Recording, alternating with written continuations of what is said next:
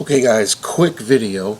I actually had a question that somebody asked for me to explain more about where I'm coming with my conclusions on Daniel 8.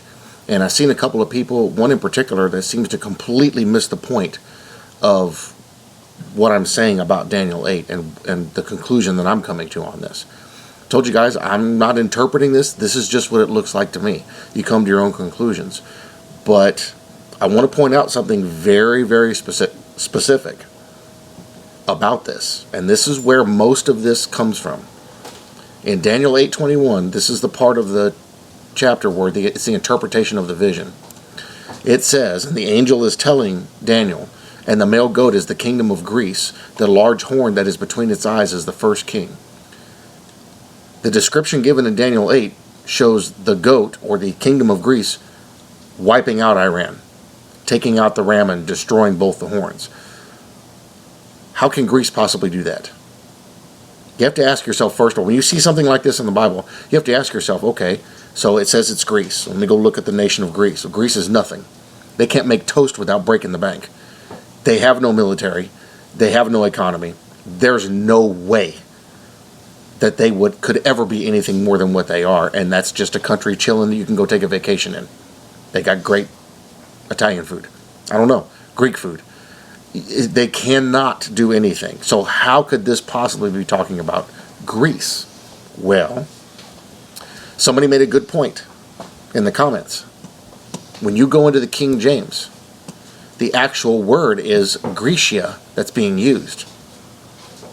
And when you look at what Strong's, the word used, probably it's Yavan, probably from the same as H3196, effervescing, that is hot and active. Greece is not hot and active. Havan, the name of a son of Joktan, I went and looked all that up, and the race of the Ionians. Back during that time frame, Greece was 4 different nations, which is interesting because it talks about this being broken into 4 nations. That is, Greeks descended from him with their territory also of a place in Arabia. And there's a place in Arabia called Havan. Most of America, or Americans in general, except for those who you can specifically look at, Poles came from Poland, these people came from here, these people came from, are descended from Greeks. It's even said, now there's people that disagree on this, that the American Indians here, they narrowed it down genetically. They are either Israelites, they're one or two of the lost tribes of Israel, or they're Greeks, of one of these 4 tribes that were in Greece at that time. Now, what's interesting about this is, and what makes this stand out even more in light of this information, is that at that time, that nation was already 4 different groups of people and already 4 nations. This says this is going to happen after the battle with Iran, that they'll break into 4 nations. It says right here.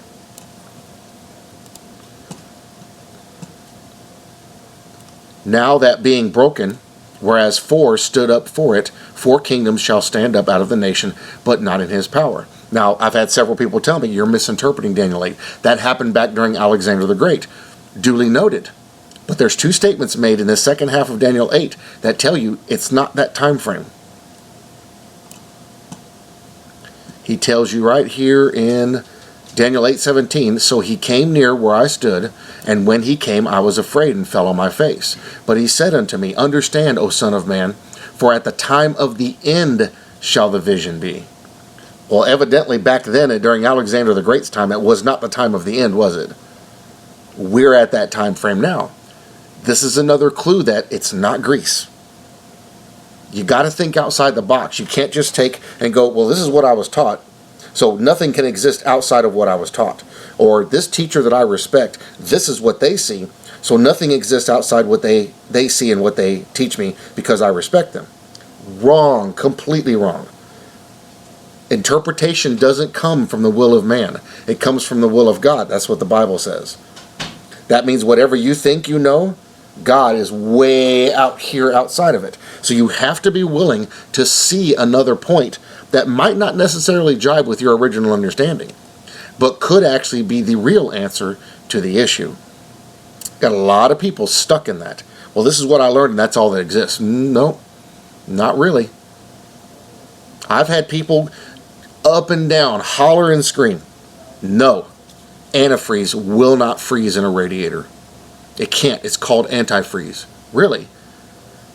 I've filled radiators up, the whole engine and the radiator up, with just antifreeze coolant. You have to mix that with water. That's what helps activate it. Mix just pure antifreeze, 100% antifreeze. 10 miles down the road, my truck's overheating because the antifreeze can't work properly because it wasn't activated with water. And it freezes. Take the cap off, green ice. How does that happen? There's a chemical reaction that has to happen between the antifreeze and the water. It can't just work like that. And I've had people scream at me, tell me, no, you're wrong. I said, let's go try it.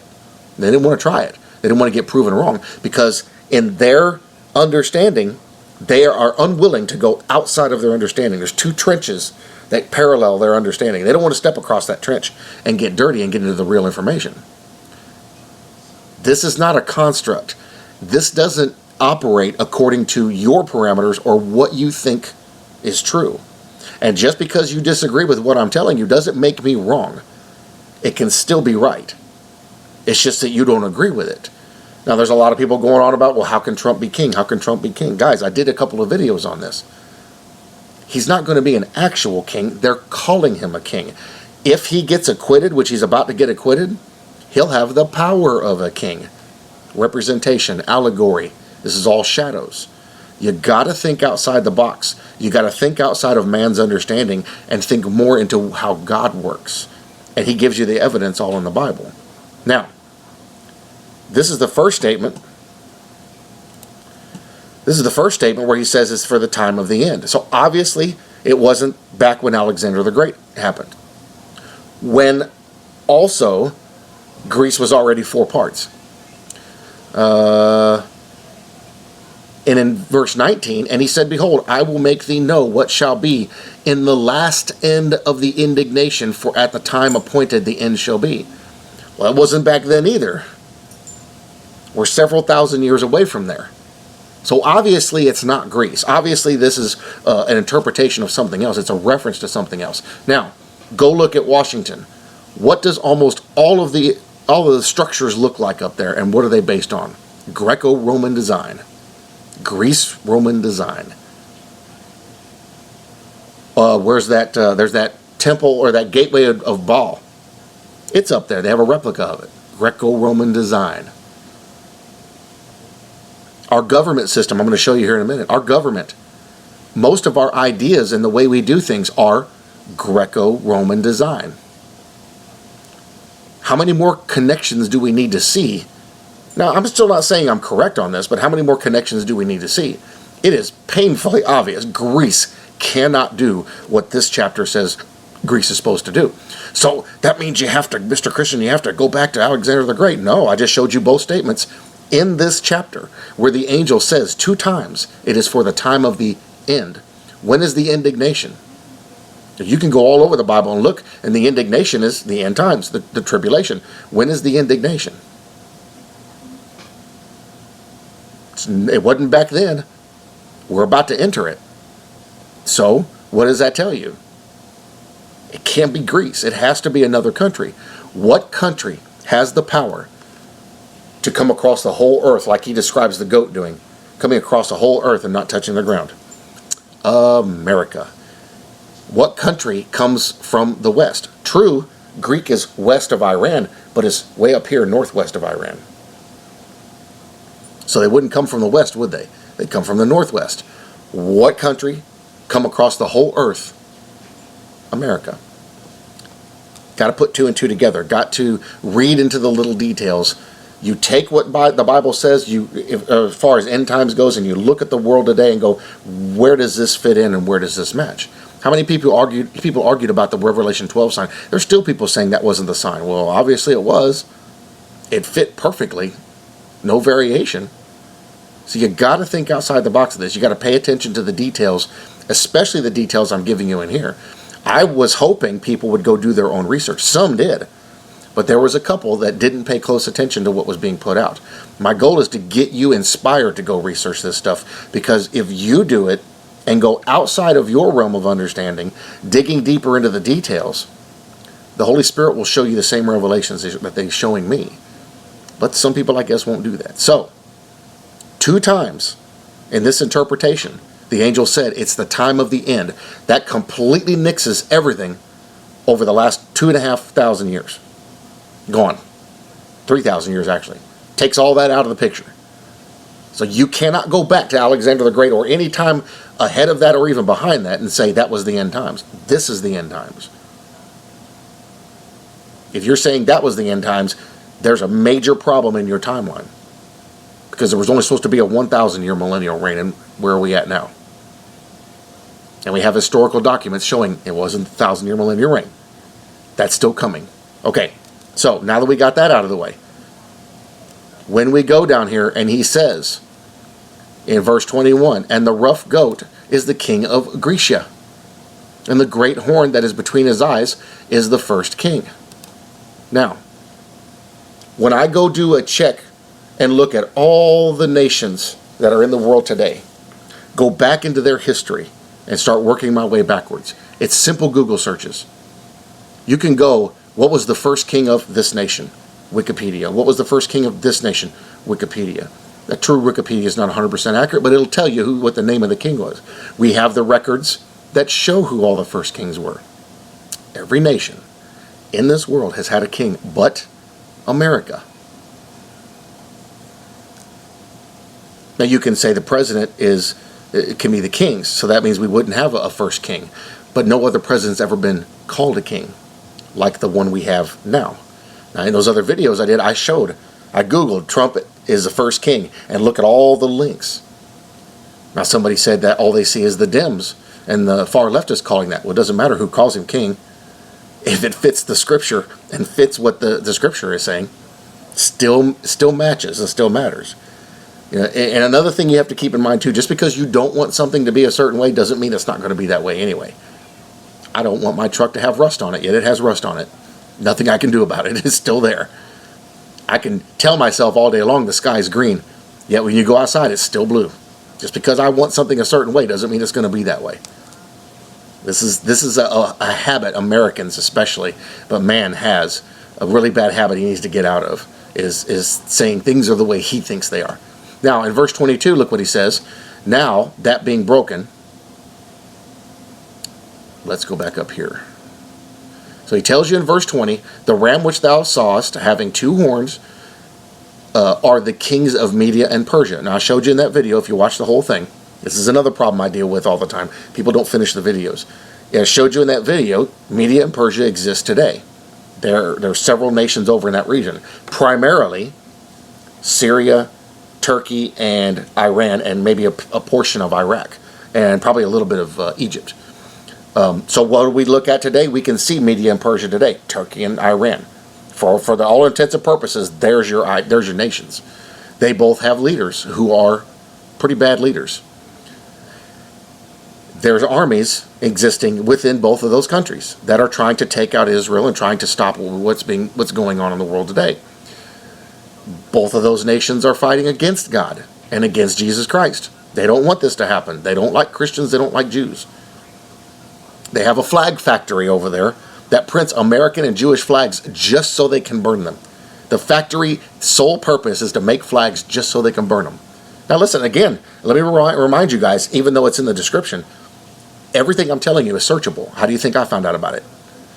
So, we know who this is talking about, modern day, because it has to apply to modern day, right? It says it's for the end times.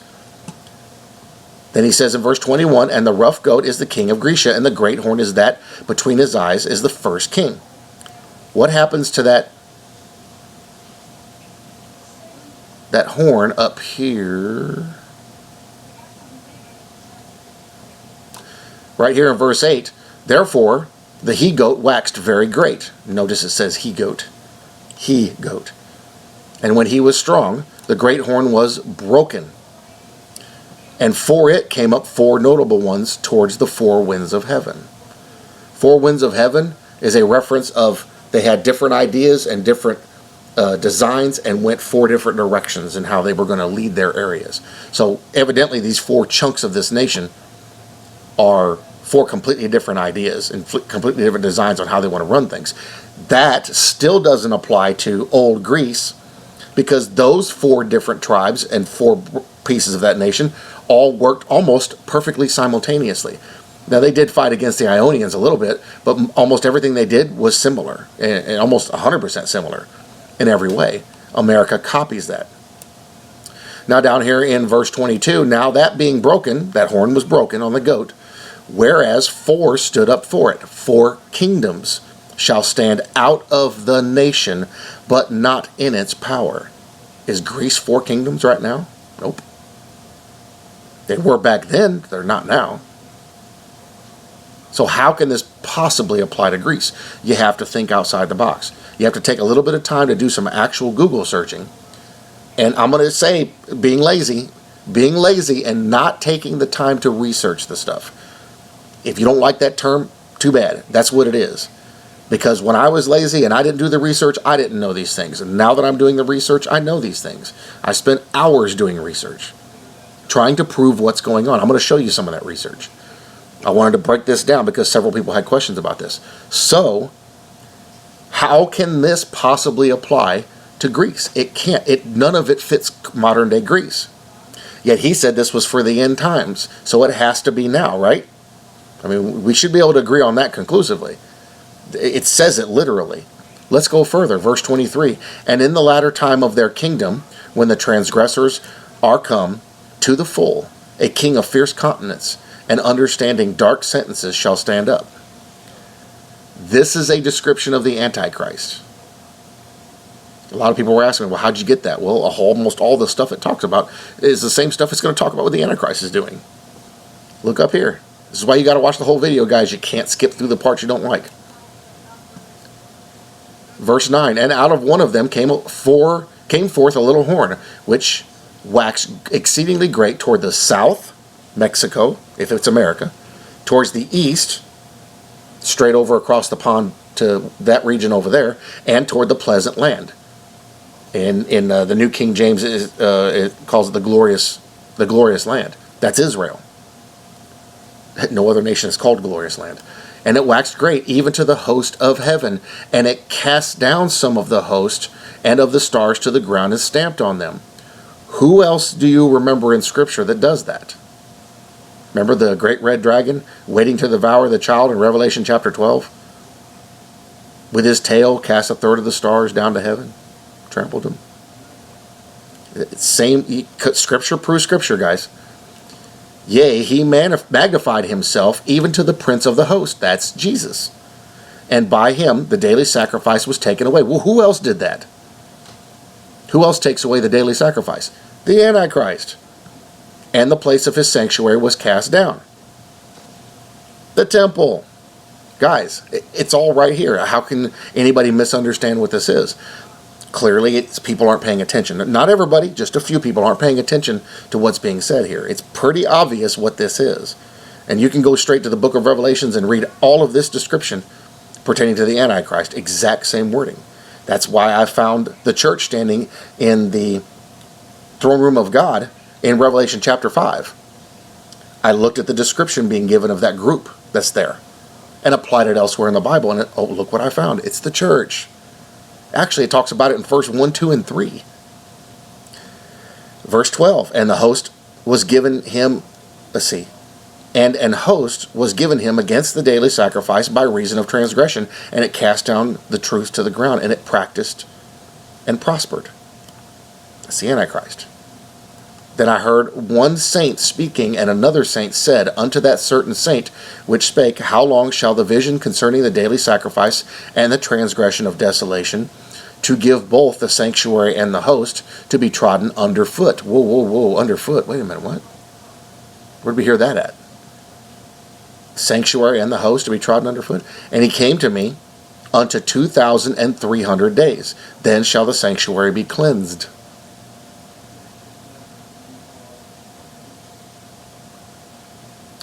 Just reading what's there, guys. All right, let's go back down here. Verse 24, and his power shall be mighty, but not by his own power. Satan gives him his power, remember, in the book of Revelations. And he shall destroy wonderfully, and shall prosper and practice, and shall destroy the mighty and the holy people, otherwise known as the saints. He makes war with the saints. That same description in verse 24 was given just above. And although his policy, and through his policy, also he shall cause craft to prosper in his hand, and he shall magnify himself in his heart, and by peace shall destroy many. He shall also stand up against the Prince of Princes, Jesus, but he shall be broken without hand. And the vision of the evening and the morning, which was told, is true. Therefore, shut up the vision. How can you come up with any other conclusion reading this? And how many times was Daniel given a vision about the Antichrist? That's the same description used in the book of Revelations. Go look at it for yourself. I'm trying to keep this fairly short because I don't want to add a ton of this to it because I still got something to show you. But then we go up here, and when we see in the actual King James a different word being used, not Greece but Grecia, still applies to Greece. Clearly something else is going on here. Because if we take this, which twice we were told in this interpretation, it was for the end times, the indignation, apply that to back then, we don't see the same scenario unfolding that this describes back during Alexander the Great's time, or any time since. We do see a scenario coming together right now. How ironic is it that they're trying to block Trump from attacking Iran? How ironic is it that they're calling him a king? If he gets acquitted, he'll have the power of a king. I did videos showing the articles talking about this. Not my words, their words. How ironic is it we see this playing out in our time almost perfectly. Now, I'm not going to leave you guys hanging. These are the Ionians. And it tells where they were at, what they were doing.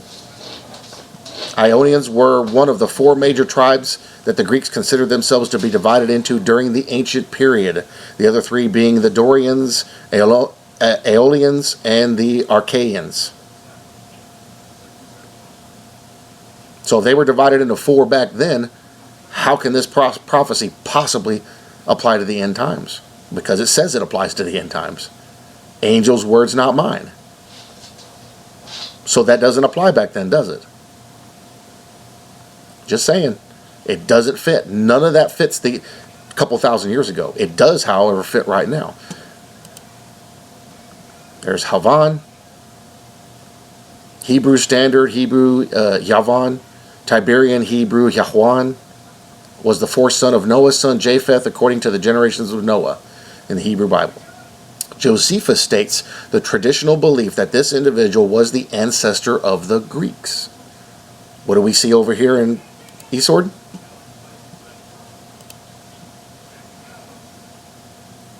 Havan, the name of a son of Joktan, and of the race Ionians, that is Greeks, descended from him.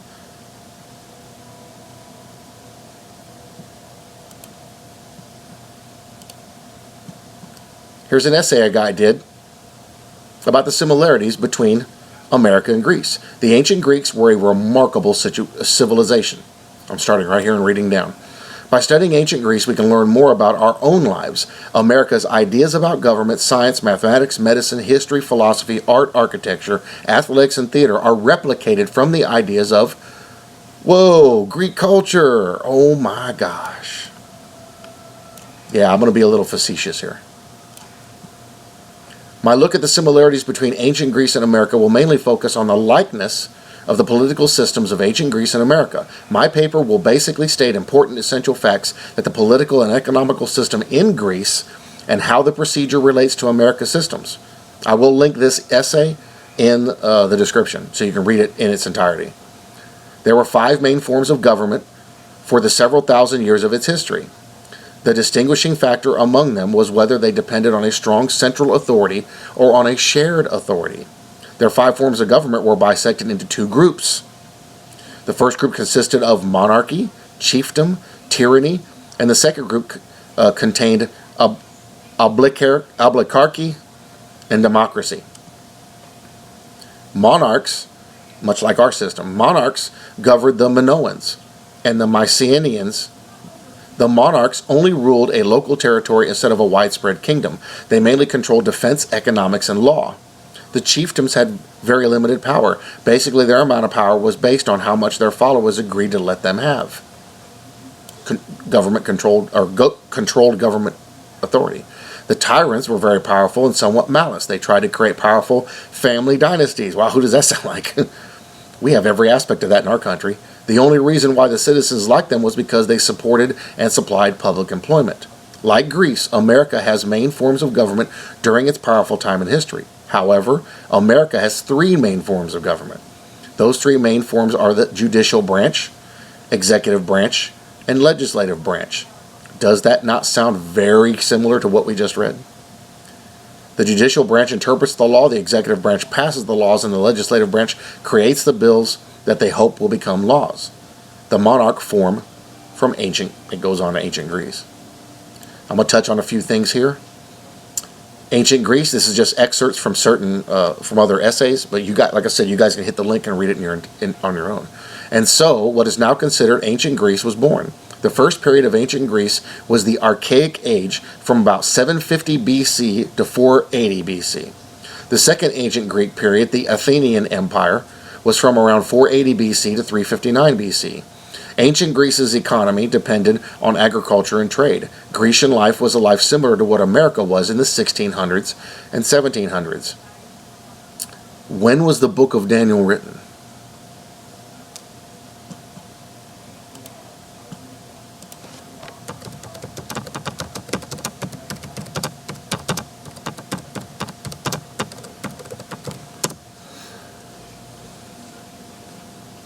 The book of Daniel was likely written between 540 BC and 530 BC. You see the dates here? It would have been probably the Athenian Empire that would have been able to do what Daniel 8 was talking about. Yet, that actually came a little bit before Daniel. Because the Archaic Age wouldn't have been able to do it.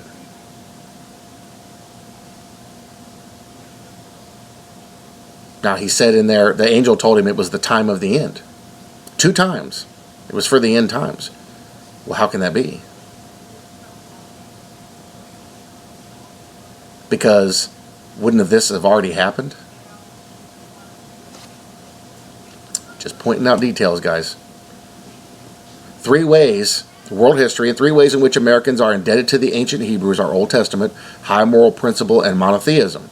Geography greatly affected the people of ancient Greece. The Greeks learned about writing, navigation, and other achievements from the Cretians. One similarity is they both wanted control of Greece. A difference between Hellenic periods and Hellenistic period is they had a different concept of philosophy about their gods. Ironically, Greece also had freedom of religion. The Age of Pericles, comparing Superman with Hercules. These are all matches and links between us and them. They had Hercules, we had Superman. Sounded like the same guy. Religion. In ancient civilizations such as the Greek, religion serves as a catalyst further strengthening the bond found in such homogeneous societies. The ancient Greeks held close to a common polytheistic belief system and operated the government, domestic lifestyle, and recreation from this system. However, despite these similarities, each feature is observed differently by the 2 religions. The last feature shared between both religions is funeral rites. The future is a great topic to think about and is the topic most thought of in America, and then it goes on from there. The historical rise of organized sports. How much do our organized sports almost identically match what the Greeks did? The extension of ancient Rome into world cultures, mythologies of death, the history of prostitution. So, you guys can read this in its entirety and really get a clear picture of who Daniel 8 might be talking about. How closely does America match ancient Greece? Now we go back into Daniel and we read this, and it's like there's no way this can be applying to something that happened back then. They weren't able to perform this.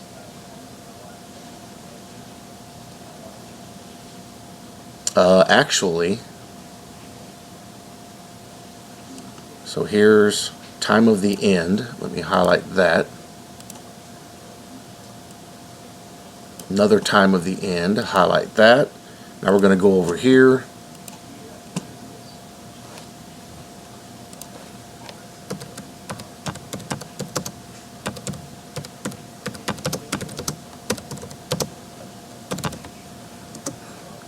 All right. Ancient Greece 500 BC time maps.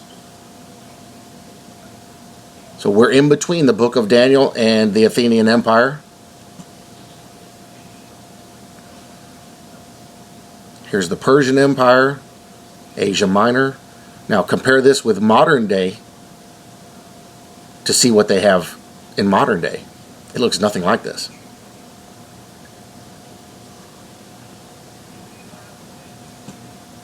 Let's go back. Let's go into maps, see what it shows us. Why are we looking at Canada? That's not what I wanted to click on. Alright, let's just do images to see what that shows us. Okay, so this may be the one that'll show us here. Okay, so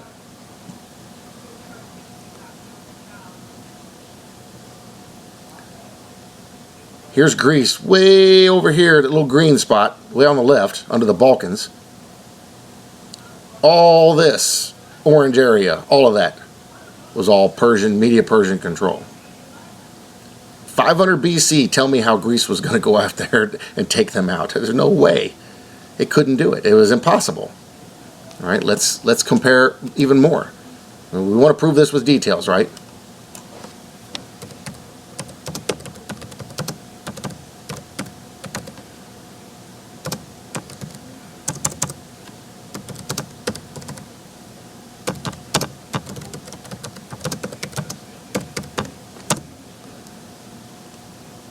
All right, so let's see what we can figure out here. So,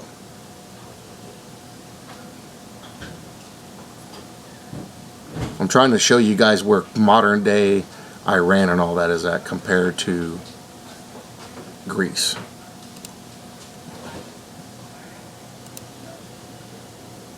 Come on.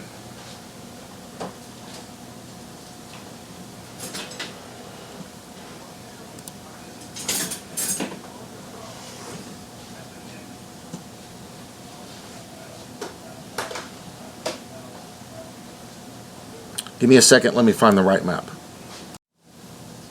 Okay, so I went and downloaded two maps and opened them up in Paint so I can show you guys a little closer. So this is 2,500 years ago. This is 500 BC. You can see Greece. Let me get my pencil. You can see Greece is part of Europe and the Ottoman Empire. Look how far it extends out. Did Daniel 8 mention anything about the Ottoman Empire? You can even hint at it. Nope. It said Greece was 4 different nations because they called it Grecia. Now, where's Iran?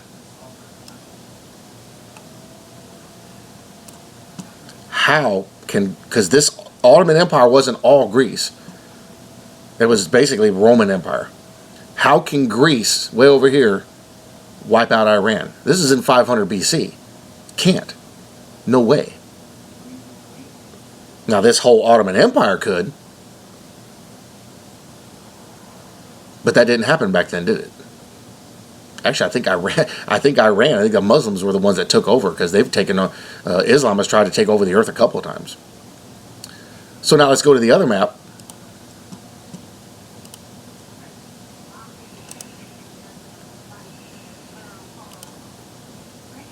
All right, let me get in there a little closer. Bam. Okay, so this is modern day. This is today, right here, right now. Let me get my pencil out. Let me change the color.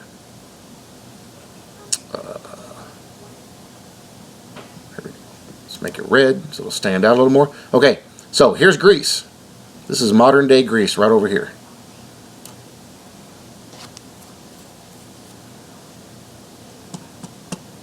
Change my line size, make it a little thicker. So there's Greece. This is Iran. This is modern day Persia. This is Turkey. That's Media.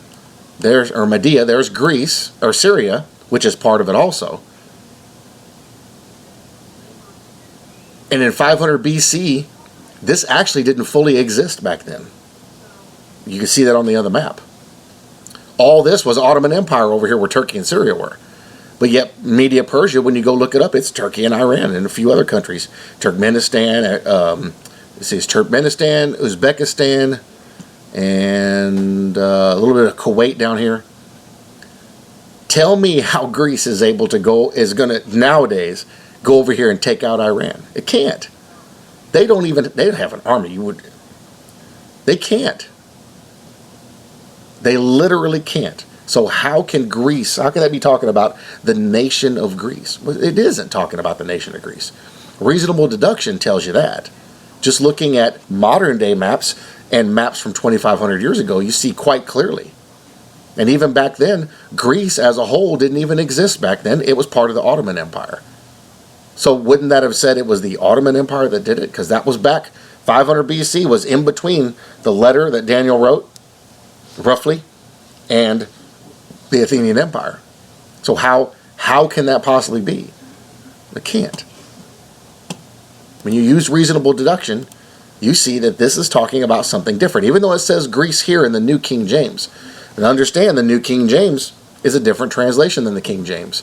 But when you go in the King James, what does it say? It says Grecia. When you look at the Greek word used for that, it's actually describing something totally different than what was going on back then. We saw that on the map. So why I'm doing this is I'm trying to prove my point a little more with more details. And you guys can see how boring the video is because of all the little tiny details. What I do behind the scenes is I go through all the details, get the pertinent information, put it together, and show you guys on the video. That way I'm not doing a video that's so long and tied up with boring information that really doesn't apply to anything anyway. Now what does all this have to do with modern day prophecy? Well, we're seeing this unfold. This is going to give us a timestamp of what we're looking at. The angels told Daniel in this that this was for the end times twice. If we're seeing this unfold, or a version of this, a very strong version of this unfold in the world today, that tells us where our timestamp is and what we're looking at. If we see this happen, we're going to see, because this says this nation, of course we didn't see the Antichrist back then when Greece was 4 nations, right? This nation, the Antichrist, is going to come out of, that's going to break up into 4 pieces. And there's so many other details I could go into, like look at our government today, how they're so divided, and what would happen if Trump bringing everything together was suddenly taken out of the picture. What would happen to the nation? Well, after the cataclysm of the rapture, or some other major cataclysm, this nation is going to get blown apart anyway. Has anybody been keeping up with Yellowstone? That sucker goes off, and this is going to become a busted up all kinds of nations. You know?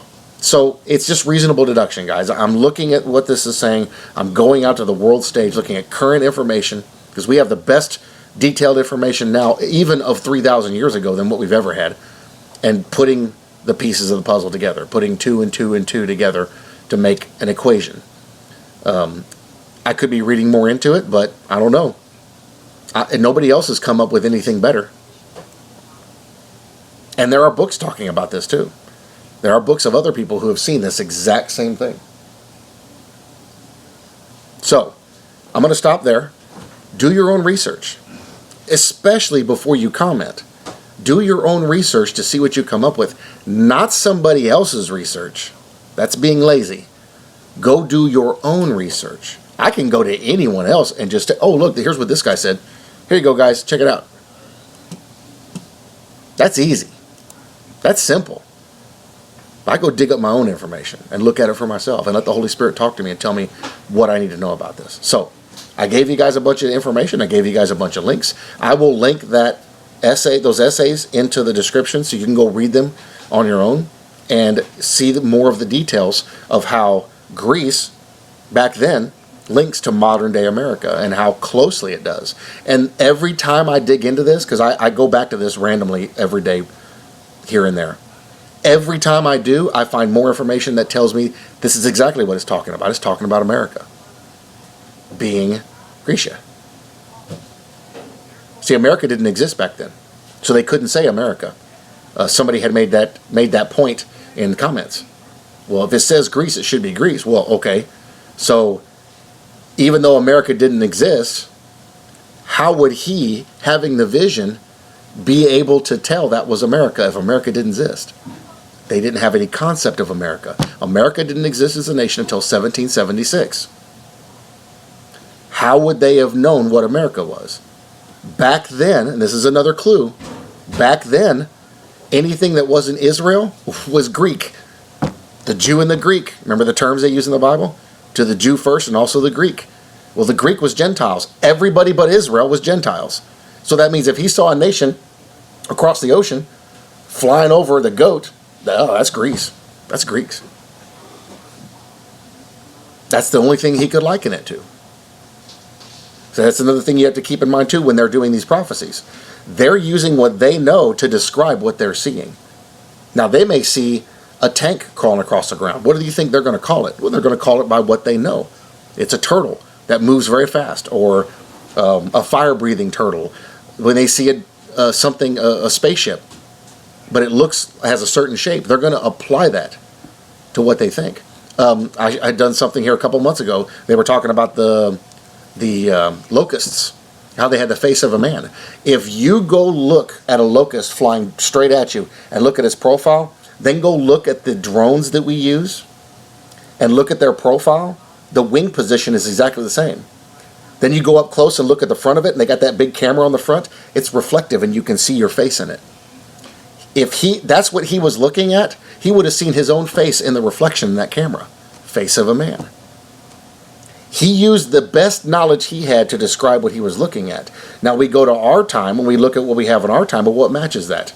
Bingo! And it says in that prophecy, and they had the woman of a hair. There's a company that makes those drones, those full-size drones. I actually almost had that as a job out of Fort Huachuca, Arizona, working on those things. There's a company that makes them, and it's supposed to be eagle or raven or whatever, and it looks like long woman's hair coming down the side on the decal.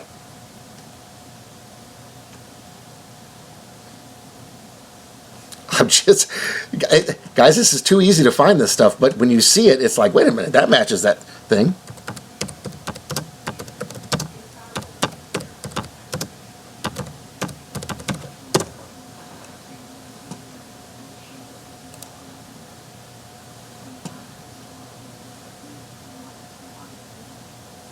Let's see if I can find it.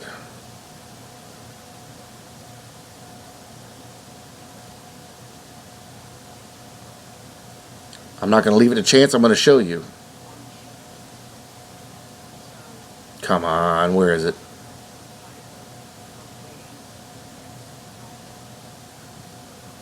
Okay, let me try something else with raven emblem.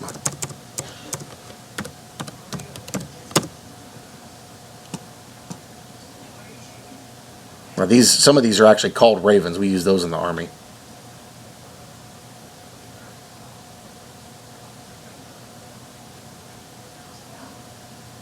Come on, I actually had this a couple days ago brought up, showing it to someone else.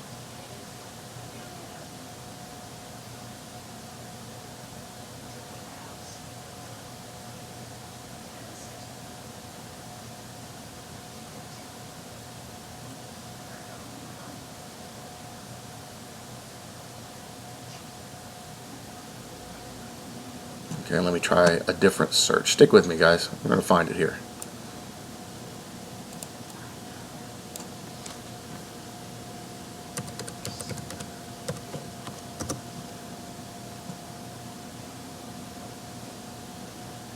Oh, I messed up. Let's do this.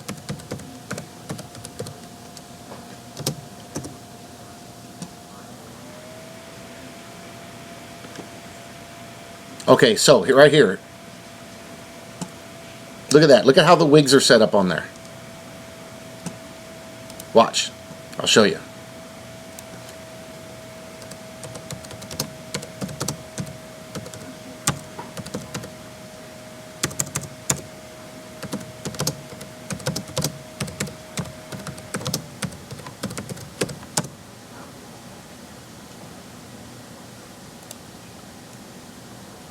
Alright, let's get a face-on shot of a locust flying, if they have one.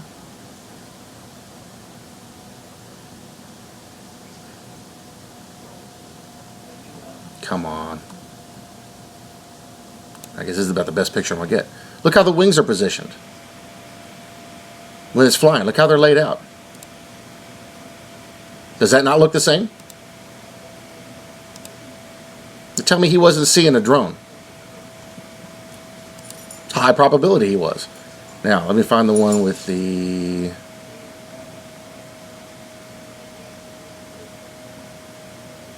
Yeah, see the big camera on the front? That sucker's super reflective. Come on, I just had this picture up the other day.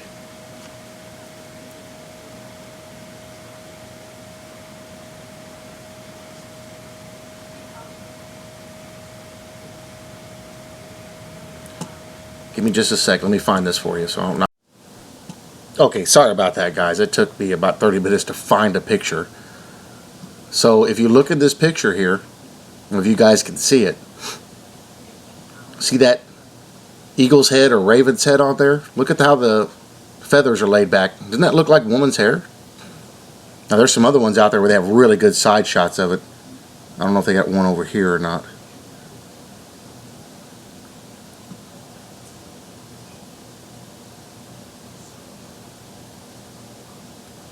But I find that interesting. When you look at the profile, a face-on profile of one of these, and that does this not fit the picture he was trying to draw with what he knew? Because it looks like a locust from the face-on flying.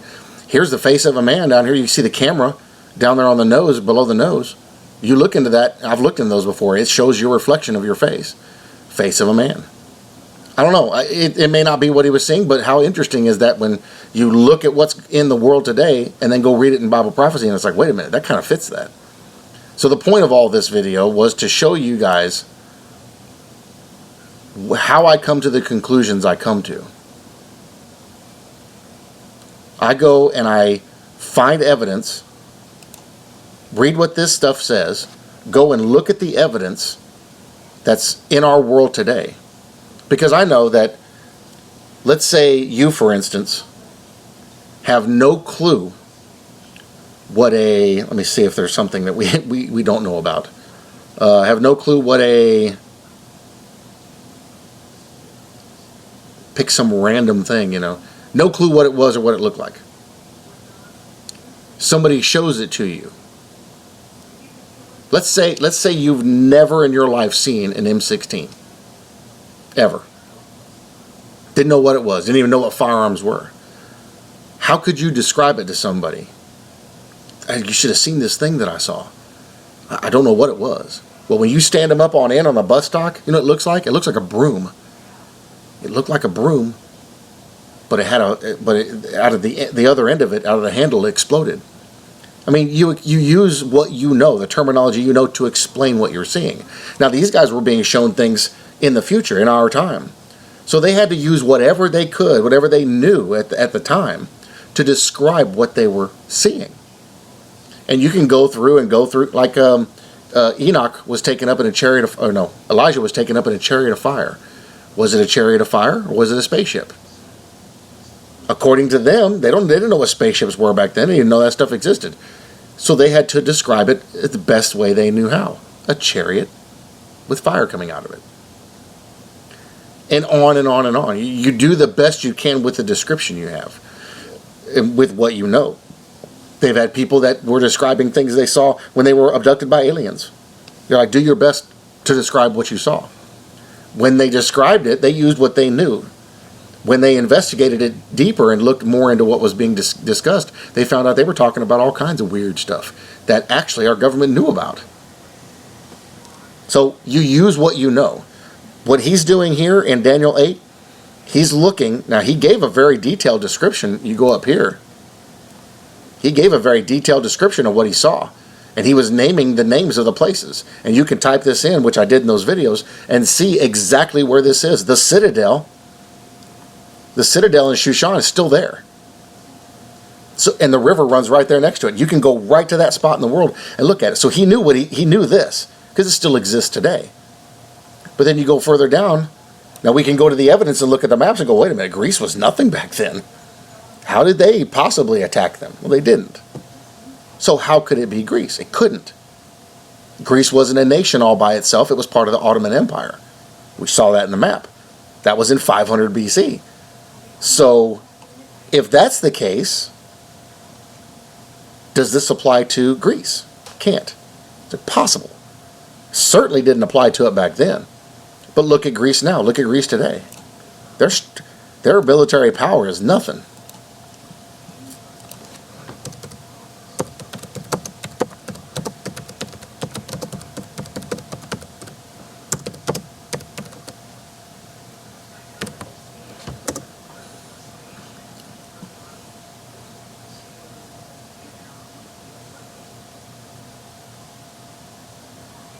Let's see.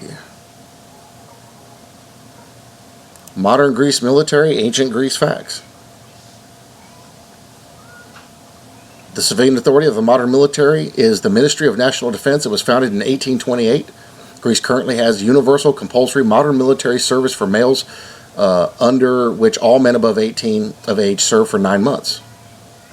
Women may serve in the military. The armed forces of Greece consist of the Hellenic National Defense, the Hellenic Army, the Hellenic Navy, and the Hellenic Air Force. So this is their deal. Now, how does it apply to everyone else?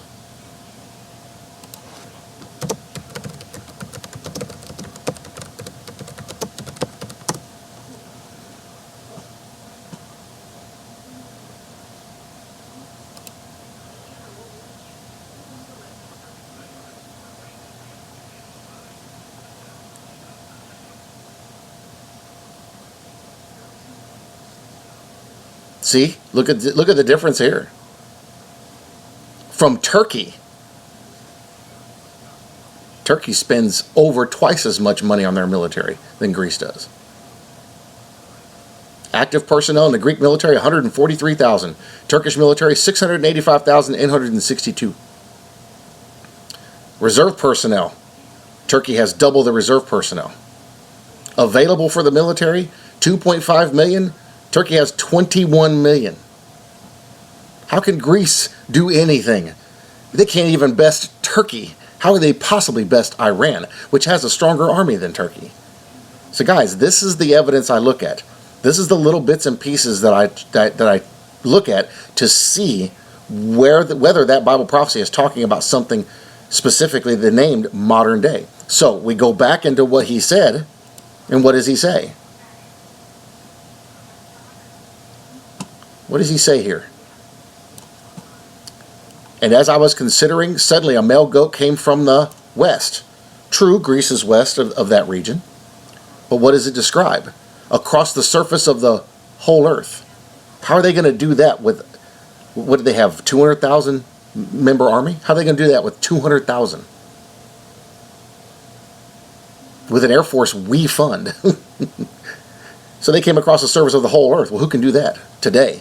Only about, I think, 3 countries can sustain that. But none of them can best our military, the U.S., without touching the ground. That tells me it's an airstrike. And the goat had a notable horn between its eyes. And he came to the ram, attacked with furious power. There was no power in the ram to withstand him. Back then, if you'd have looked at it back then, they had power to withstand. They don't anymore. Their country's decimated. They're 97% drought. The country has nothing. They're having to get money from other people just to keep their military fed and funded. And there was no one that could deliver the ram from his hand. Now go look at all the other countries around Iran modern day.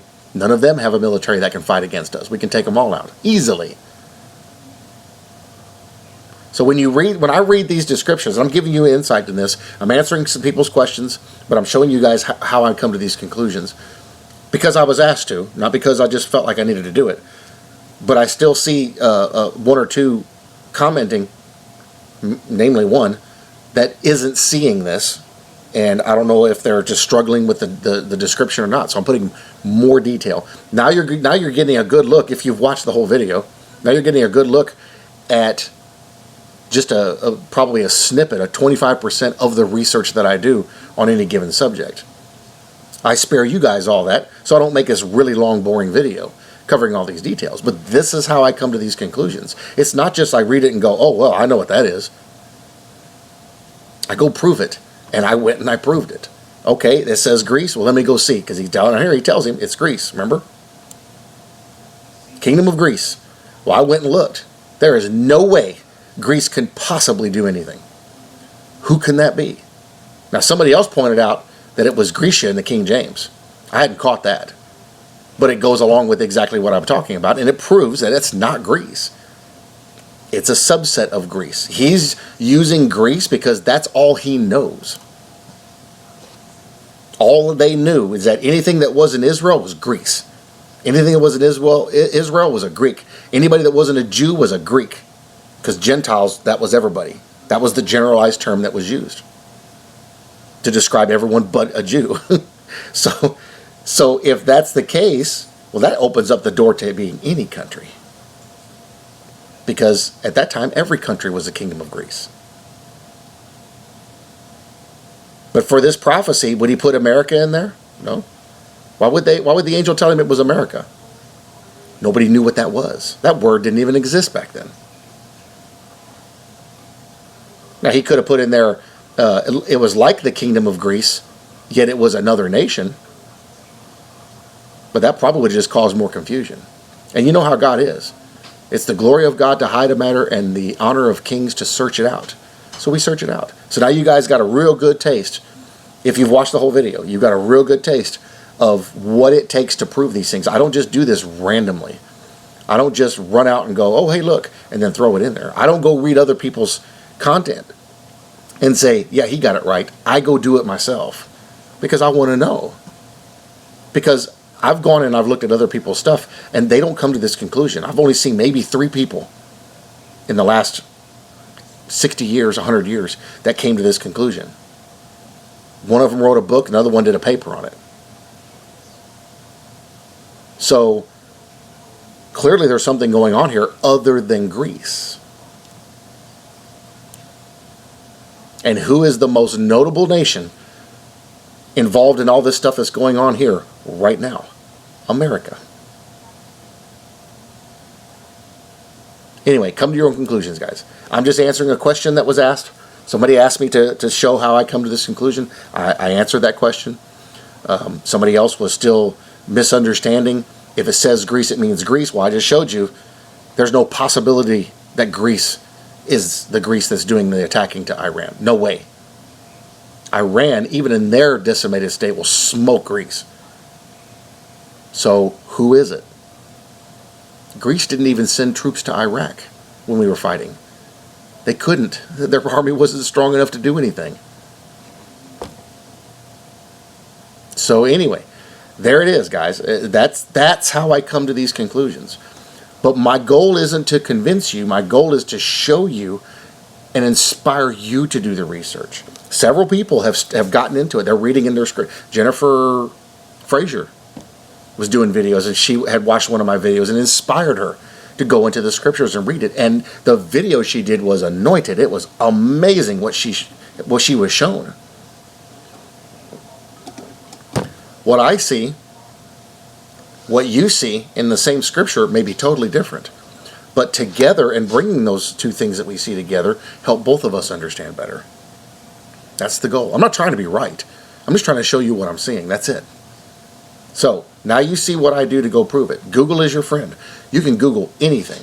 Now, one person had mentioned before in the video here prior that I seem to think people don't know how to use Google. They don't know how to use Google.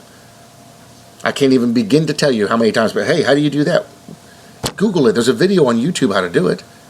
And like people that wanted me to drive to Dallas from where I'm at, it's 5 hours away. I was like, Google it. You don't need me to tell you how to do that. The videos on YouTube shows you exactly how to do it. And I can't even begin to tell you the innumerable amount of people I've showed how to search information. People in their 20s, this is their technology. Showed them how to search for information on Google. And every day I still run into more people that don't know how to use Google. They don't know how to search for information. So take it for what it's worth, guys. I did this video to answer a question and to help a particular person understand where I'm getting this from and how I'm coming to this conclusion. It's not just random. I did a ton of research. Look at all the tabs we went through. Ton of research looking to see how this is going to apply. Yeah, when I did this video, actually I did this video and I shared this information on another person's video, showing them how he was probably seeing a drone. But I go through all this information to look and see, what is this talking about? Is this really talking about what we think it is? So that way when I do a video for you guys, I'm not just talking out of my backside. I'm showing you, not showing you all the research, but coming from a place of having done the research. And reasonable deduction applies in all Bible prophecy. Well, obviously he's not talking about that. He's talking about this. Obviously, it's not talking about a ram with two big old horns, one taller than the other, standing by the river. He's obviously talking about a nation, isn't he? Yeah, I've had people tell me that too. Hey, wait a minute. That's not what that said. Really? Because you go down here to the bottom half of the chapter and it tells you exactly what it means. I had the same thing in the book of Revelations. I had people read me the riot act about how can you possibly know that the beast with 7 heads and 10 horns is relating to nations and on the waters, peoples and all that? Well, because the interpretation of that particular vision is in the book of Revelations. And I did a video and I showed it. You're not clearly, when somebody says that and I go show them the exact description that's in there, clearly that person hasn't read the Bible. They're not reading their scriptures. They're talking, but they have nothing backing it up of any understanding. All the answers are in the Bible. All you got to do is go look them up. Simple, easy, no problem. All right, love you guys. I'm going to stop before I keep ranting. Love you guys, and I hope this helped. I hope this gave you guys a better, clearer understanding into how I'm coming to the conclusions I'm coming to.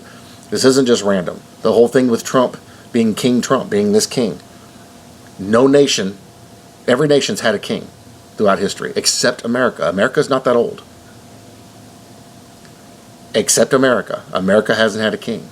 So, who's going to have a first king? The only country that hasn't had one, because all the other countries have already had one. So, reasonable deduction. Why would I think Trump would be king? Well, go do a Google search. Trump is first king. Links after links after links of all these people calling Trump the first king. It kind of stands out. Just saying. All right, I'll see you guys in the next one.